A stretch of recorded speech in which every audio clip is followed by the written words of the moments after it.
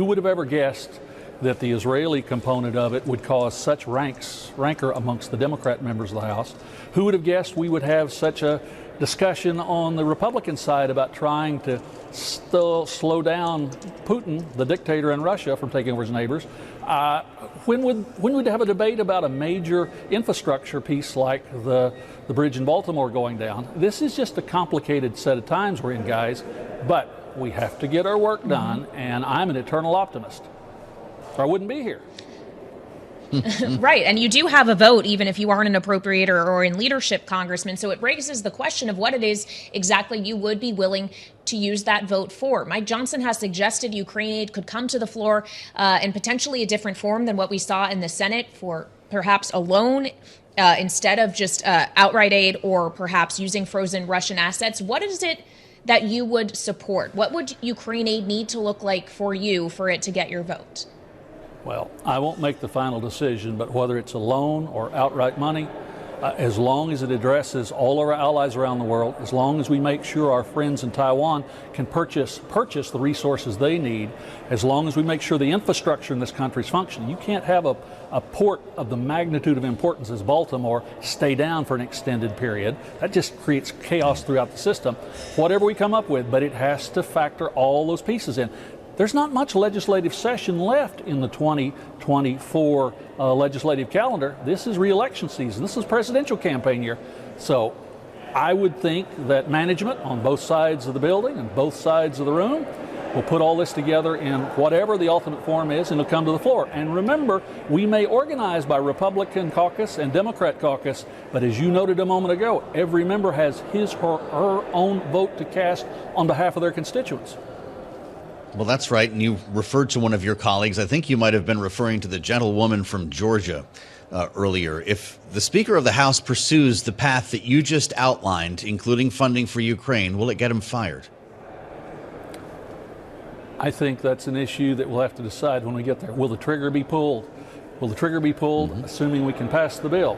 What will the Democrats on the other side do?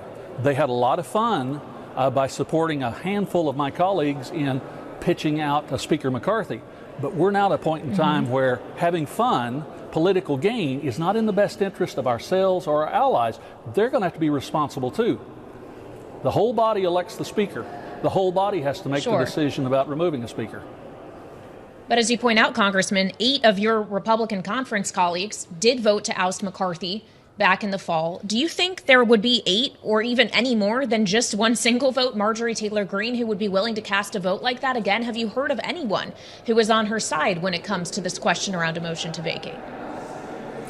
I have not heard of anyone out there rattling the saber to bring his speakership to an end, besides one member. Okay, that's interesting, because we're hearing from a few Democratic members who've said that they might move to help protect the Speaker and not have to go through this whole ordeal again. Is that the way this ends? He brings Ukraine funding to the floor, supported by Republicans like yourself and Democrats, in an effort to keep his job if Democrats are standing by? Speaker has a responsibility to bring the best possible packages to the floor in the interest of the country, in the interest of our allies. We have a responsibility to step up and vote on that. Farm bills always are bipartisan.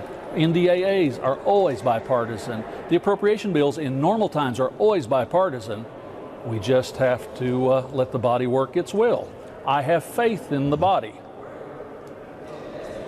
Well, and of course, Congressman, the body doesn't always necessarily agree with itself, or at least the different parties within the body, on certain issues. And FISA is an example. You mentioned at the top that that is on your to-do list. There are really bipartisan members who have concerns on either end, one being the more intelligence-oriented who want to make sure that warrantless surveillance can continue. On the other side, you have those looking for more privacy protections for Americans who may be caught up in this kind of surveillance. Where do you fall on this issue, sir? Will you vote either way, or is there one that you would prefer to see the Speaker put forward? The first key element in FISA is it is a temporary authorization. It's not permanent law. So it reflects the times we live in. Maybe we're not being attacked every day on the shores of the United States, but our allies, our friends around the world are under assault, both economically and militarily. we have an obligation to use the resources that are necessary to protect ourselves and to protect our allies when we have a common mutual interest. Voting for language that continues that security, because if anyone thinks that the Chinese Communist Party, if anyone thinks that Mr. Putin's dictatorship is not trying to use every available resource to disrupt democracies and the West, you're pretty damn naive. Interesting scenario to see a bill that, of course, Joe Biden is pushing, and I know Republicans like yourself are pushing as well. Mike Pompeo has been briefing members in the House to underscore the urgency and the need for funding in Ukraine. Whose argument is resonating with your caucus? I don't know that I can answer that question at this moment. I believe that when my colleagues sit down and look at the intelligence, when they look at the information coming from the appropriate committees, when they look at the world situation, they realize you cannot let Mr. Putin prevail in the Ukraine. Why else would his neighbors in Finland and Sweden, after being neutral for decades or centuries, so frantically joined NATO? They fear that this is the beginning of another 1930s, and they don't want to be occupied as their grandparents' generation was in the 1930s and 40s.